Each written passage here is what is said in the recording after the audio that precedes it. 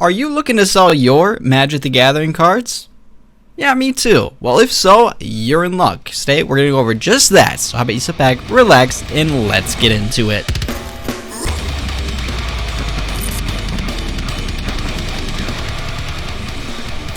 Welcome back, folks. Welcome back to the channel. Thank you for dropping by and your ongoing support. My name is Patrick, host of the EDH Brutality YouTube page, where we upload Magic the Gathering content and analysis every Sunday. Before we jump right into today's video, a quick and special thanks to patrons like you for making videos like this possible. And overall, it's a rather simple process that we are going to dive right into today, as well as showcasing how to properly identify and read a Magic the Gathering card so you can properly list it. Now, this is not limited just to Magic the Gathering. The site in which I'm about to show you, as well as the process, can be used for Yu-Gi-Oh!, Pokemon, or whatever other trading card game that you have available at your disposal that you would like to sell or get rid of. We are just simply using a Magic the Gathering card, or just Magic the Gathering as a whole, to be our example. After all, what do you expect? This is a Magic the Gathering channel. With that out of the way, we can finally jump right into how to properly identify our cards in order to resell them online. For today's example, we will be using Serpentine Ambush, and as you can see, the title of this card is located at the top of the design. This is the case with any single Magic the Gathering card. There's only two bits of information that we care about. That is the title as well as the set this specific card is from. The reason why we need to know the set the cards are from is typically Magic the Gathering or other miscellaneous trading card games will have multiple print runs of a certain card, and the print run that the card came out will affect its value. So in order to find out the print run or the set the card was released, it's always located in the bottom left-hand corner of the card. For instance, Serpentine Ambush has the set BOW in the bottom left-hand corner, standing for Innistrad Crimson Vow. This allows us to properly identify which print run the card was, as well as the time the card was released. But that's all you need to know when it comes to identifying your Magic the Gathering cards. If you're ever in doubt of what three potential letters mean for a specific print run, you can always Google it, or even the seller platform we will be showcasing just momentarily will easily spoon feed that information to you when it comes time to your listing. But now that we have our information, how do we list it? Well, I use a site called TCGPlayer, which in my opinion is the best marketplace to sell any trading card products. It should be noted that this video is not sponsored. I am simply endorsing them through my own personal experience. Alrighty, so here we are today on our seller platform. We are once again using TCGPlayer, a fantastic vendor to offload any of our Magic the Gathering or trading card products. And today I'm going to walk you step by step through how to list a specific Magic card. Today we're going to use Aura Mutation as an example, and this is a vintage card, as you can tell by the border, which means there's no print number or print run abbreviation in the corner here, but it's just as easy to list these as ever. We're going to walk step by step through the process. So we're going to head over to our inventory, and in this left hand corner of our screen, we are going to type in our card, happening to be Aura Mutation. And you're going to simply search it up, and we're given 4 cards. Now these are all previews or different versions of the same exact card. As you can see, there's 4 different prints. So we have to take our card and match it up with the artwork of the listed print runs. These two obviously are not even remotely close to the same, so that's not going to do it. We're going to go down here and we see, wait a minute, that looks awfully familiar. But let's take a look. Okay, our only option is this one right here. It says Magic the Gathering Aura Mutation from Invasion, rare number 232. So all we're going to do once we've identified the card, which happens to be here from Invasion, we're going to hit add.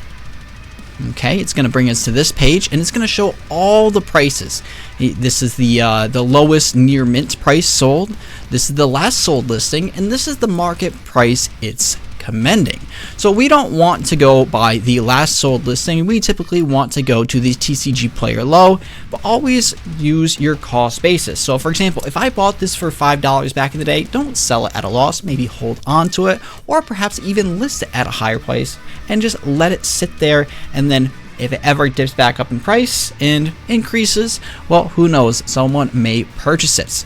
I do recommend always having $1.22 at the time of recording this video for your shipping costs, otherwise you're going to be eaten alive.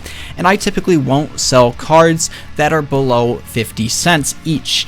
The reason for that is unless you're doing a lot of bulk, well, you're going to lose out on money when it comes just time to labor, you know, driving to the post office or whatever. You know, obviously the shipping costs do offset that, but is it really worth your time to spend 5 minutes for 9 cents? I don't think so. But this obviously is within our price range. So let's do the near mint price. We're going to just hit match. $2.25, the shipping will go in there, and we're going to do total quantity of 1 because we have 1 aura mutation that we're trying to sell. Now you can see there's many options here. This is the near mints. Then below you have lightly played, moderately played, heavily played, and damaged. You will see options as near mint foil, and those obviously usually command a much higher price. For example, the near mint version of this card is only $2.25, whereas the foil version is almost $34. Now this is not the case with every single card. Typically foils are only more expensive if it is a desirable card, and the foiling on the card is aesthetically pleasing.